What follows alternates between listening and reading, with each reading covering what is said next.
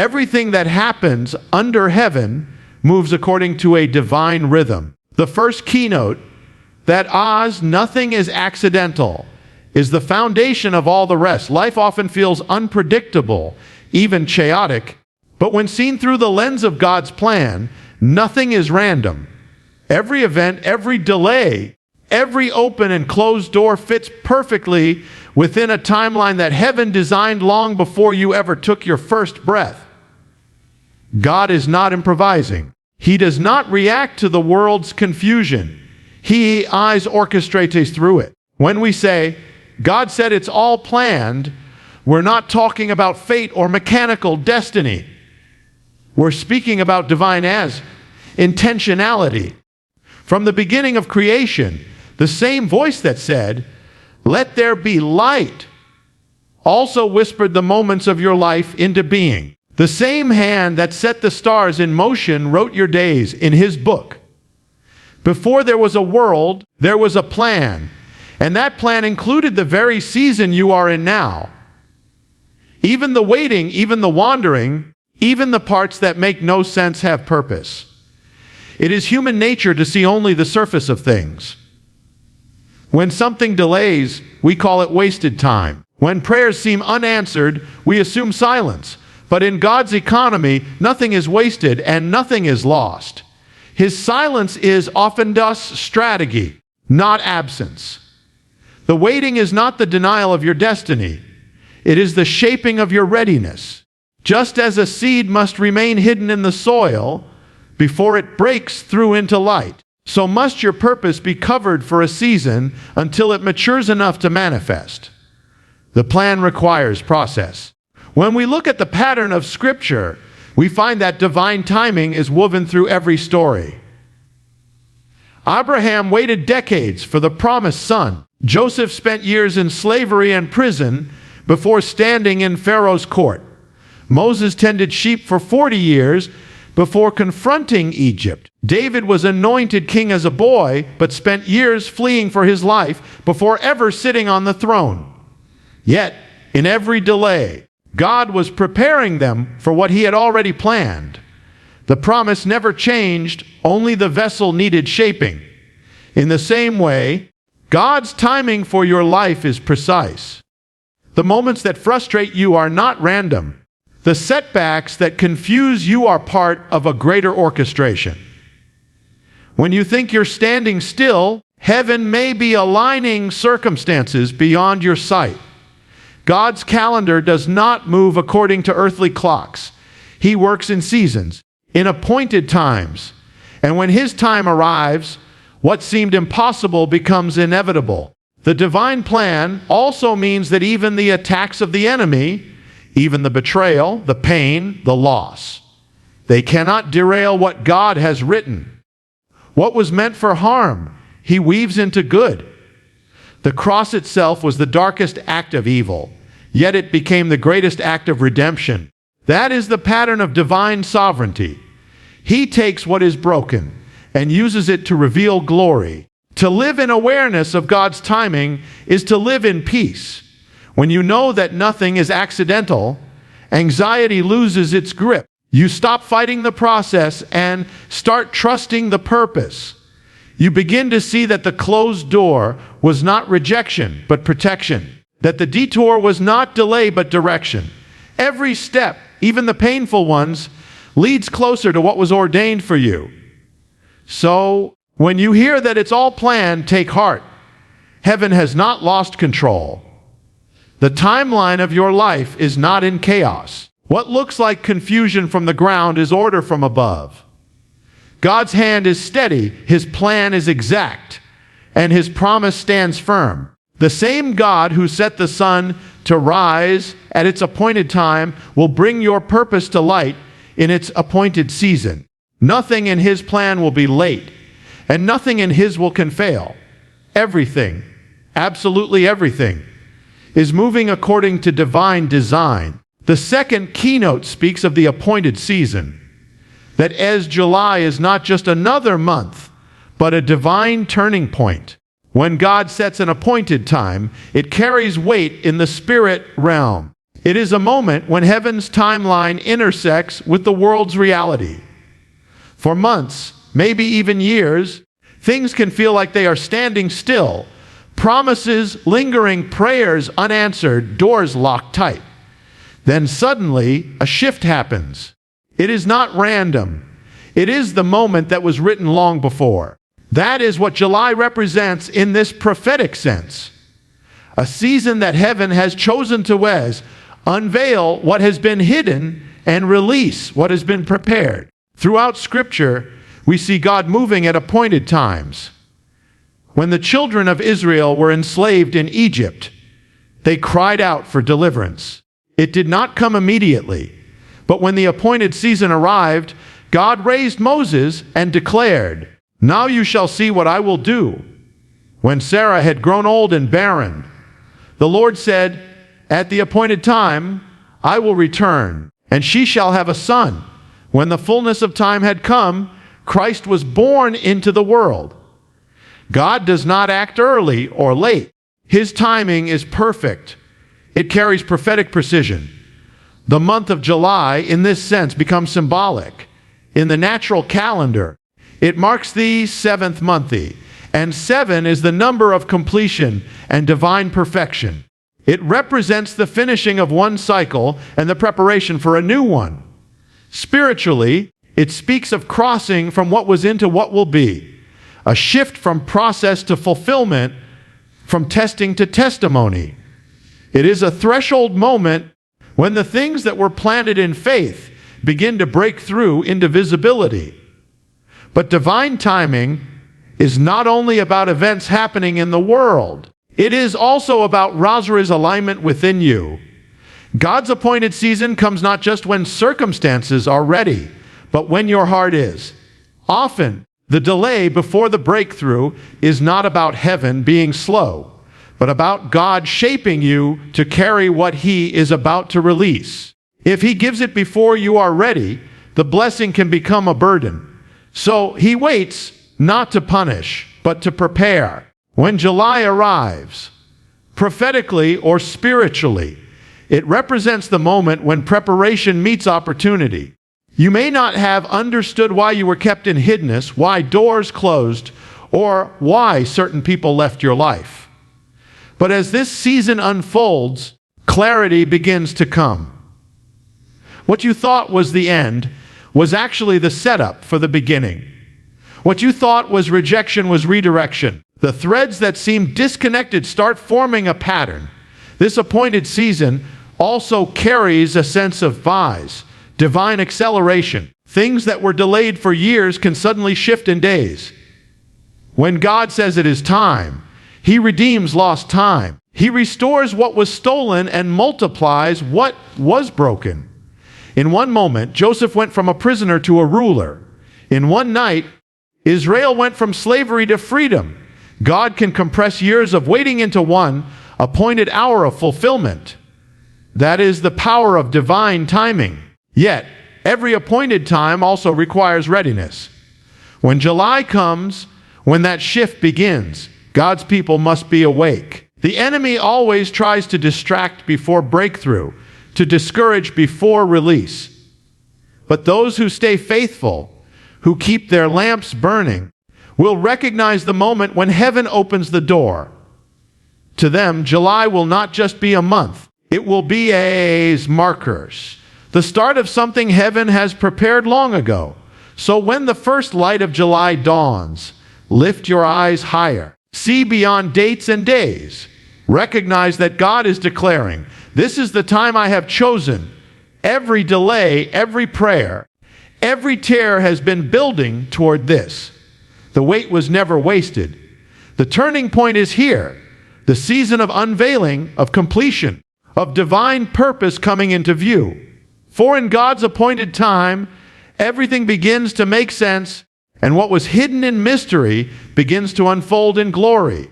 The third keynote speaks of revelation and unveiling hours, a time when what was hidden will be revealed, when truth long buried will rise to the surface, and when God's purpose, once veiled in mystery, will come into the light. Every plan of God begins in secrecy.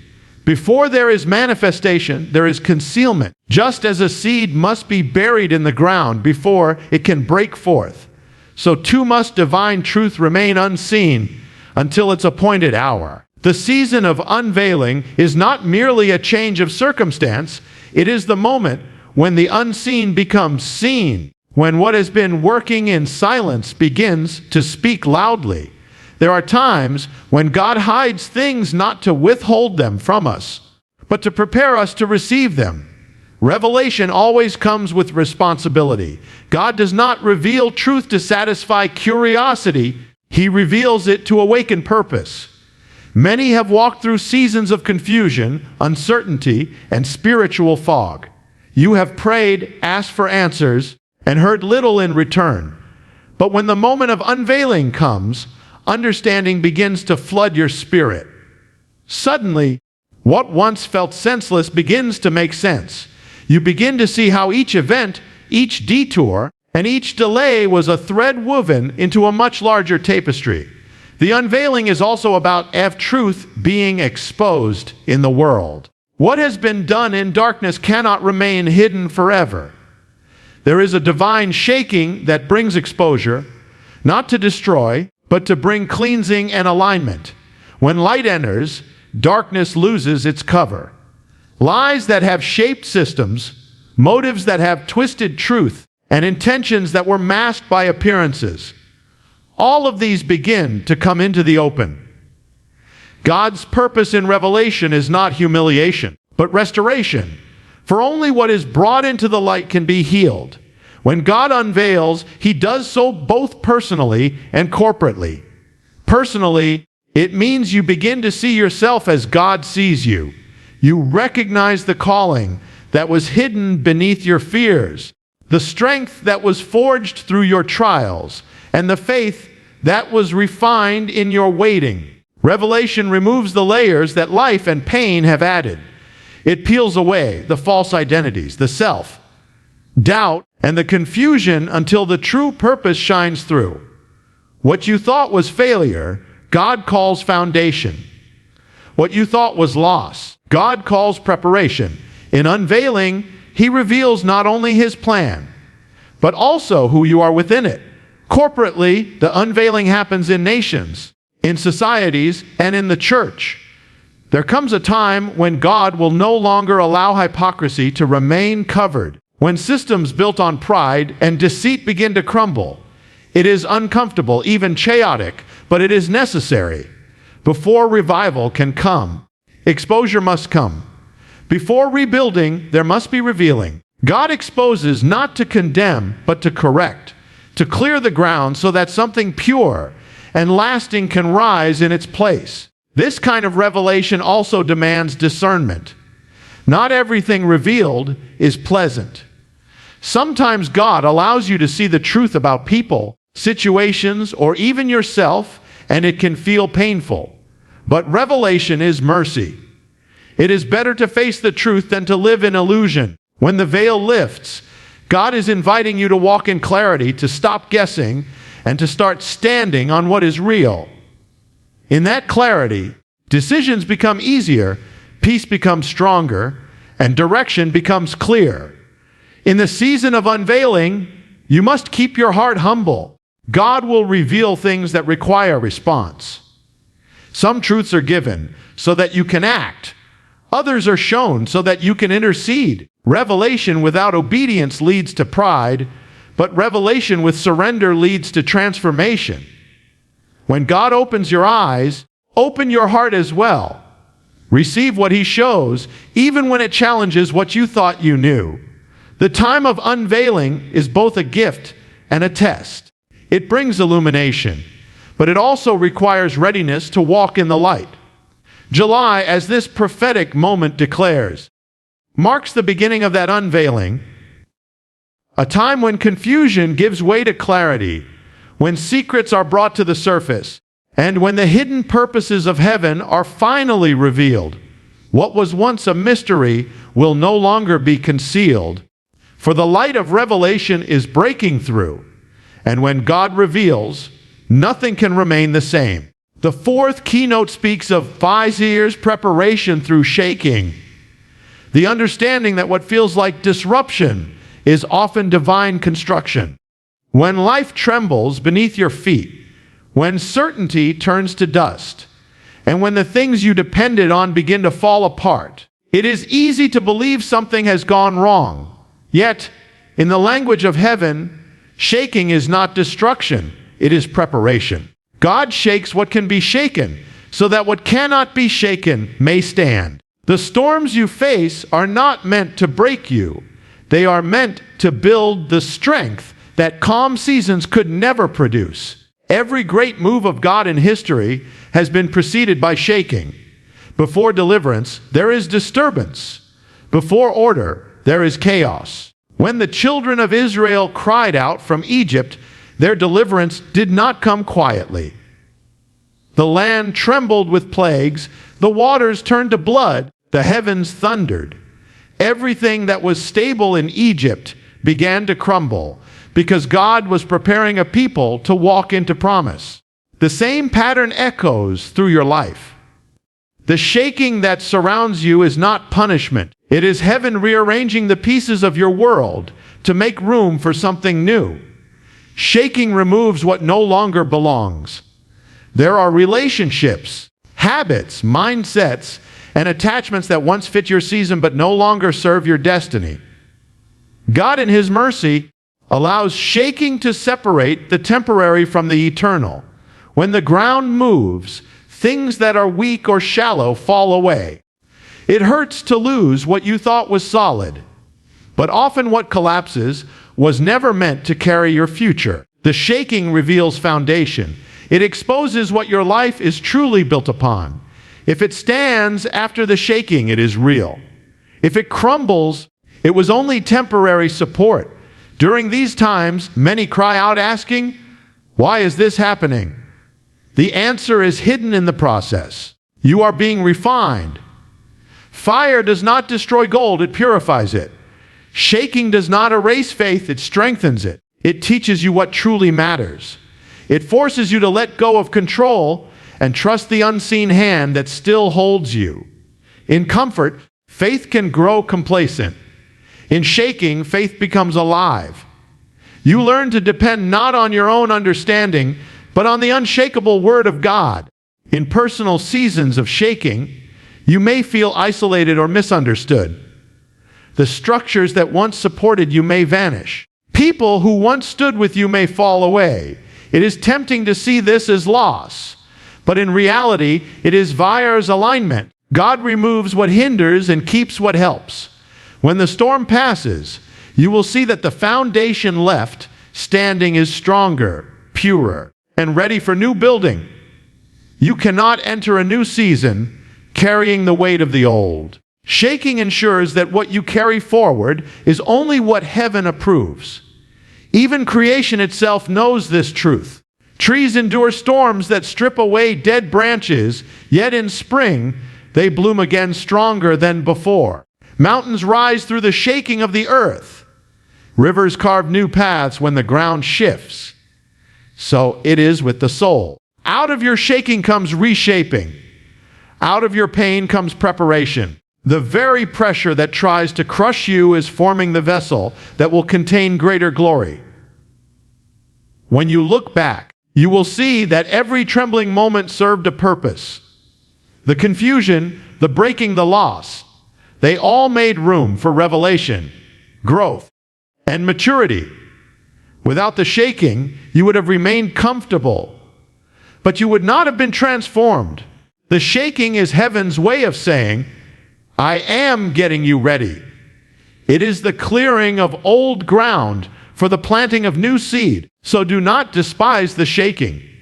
Do not curse the disruption. Stand firm in faith, for the shaking means God is near. It means He is preparing you for the fulfillment of His promise. When the shaking ends, what remains will not be fragile. It will be eternal. The noise may be loud, but beneath it, purpose is being established. The shaking is not your ending. It is your awakening. It is God's way of saying, I am making you unshakable. The fifth keynote speaks of VC resistance as a sign of breakthrough. The truth that opposition often confirms that God's plan is moving forward. When heaven begins to move, hell begins to resist.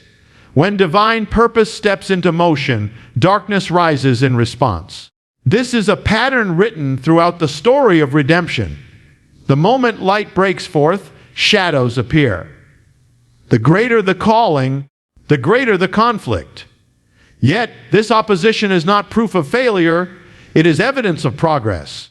It means that what you carry has weight in the spirit. When Moses stood before Pharaoh, demanding freedom for the people of God, Pharaoh's heart hardened. Each sign and wonder was met with greater resistance. But that resistance did not stop God's plan, it confirmed it. The shaking in Egypt was the birth pain of deliverance.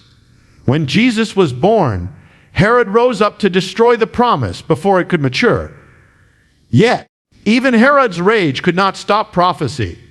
When Christ began his ministry, the storm intensified, temptation in the wilderness, betrayal by friends, false accusations, and a cross meant for humiliation.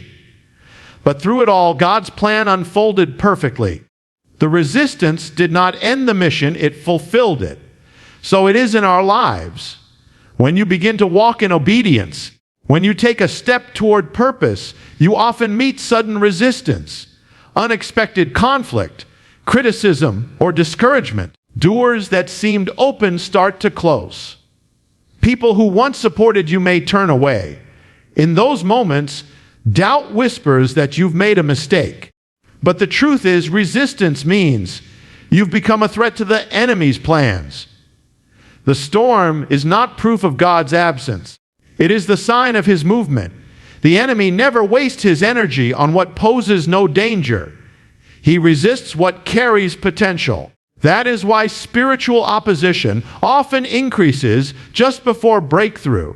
It is the enemy's last attempt to stop what heaven has already decreed. The darkness fights hardest when it knows the dawn is near. Therefore, do not mistake warfare for defeat. The battle around you is a signal that something powerful is about to emerge within you. In the natural world, pressure produces change. Diamonds are formed through crushing weight. Gold is refined through intense fire. Likewise, your spiritual character is refined through resistance. The pressure you face forces your faith to grow stronger. Each obstacle becomes a training ground for endurance. Every attack reveals your spiritual authority. Without resistance, faith would remain theory. Through resistance, faith becomes power. When you encounter resistance, the key is to keep standing. The enemy cannot stop what God has started, but he can tempt you to quit before the finish. That is why persistence is an act of warfare. Every time you refuse to give up, you announce to the unseen world that your faith is greater than your fear. The walls of Jericho did not fall because the Israelites shouted once. They fell because they kept marching even when nothing seemed to change. Perseverance breaks resistance. Resistance also serves another hidden purpose. It reveals who truly walks with you. When opposition arises, those who are called to your journey will stand firm. Those who were attached for convenience will fall away. This separation may hurt, but it protects your destiny. God allows the pressure so that only what is genuine remains beside you when the breakthrough comes. If you are facing resistance now, if the battle seems to intensify the more you obey, take heart. You are not off course. You are right on time. The closer you get to the promise, the more the enemy will fight. But remember, Pharaoh's pursuit ended in the Red Sea. Goliath fell by a single stone, and the cross became the doorway to resurrection. Every act of resistance only made God's victory more visible. So when opposition rises, don't shrink back. Rise higher. When you feel the weight increase, remember that the pressure means you are near the birthing of purpose.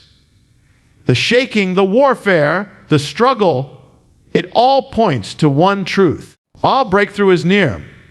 Stand firm, speak truth, and keep moving. Resistance is not the enemy of your promise. It is the proof that your promise is real. The sixth keynote speaks of the Ahs, called to readiness and faithfulness. The divine instruction to stand firm, to keep the lamp burning, and to walk forward without fear or hesitation. Every time God prepares to move, He first calls His people to be ready. Readiness is not merely about activity. It is about posture, a heart aligned with heaven, a spirit awake to the whispers of God, and a mind anchored in faith. Before any new beginning, God examines the readiness of those who will carry it. He does not release new seasons to those who are distracted or asleep in the spirit.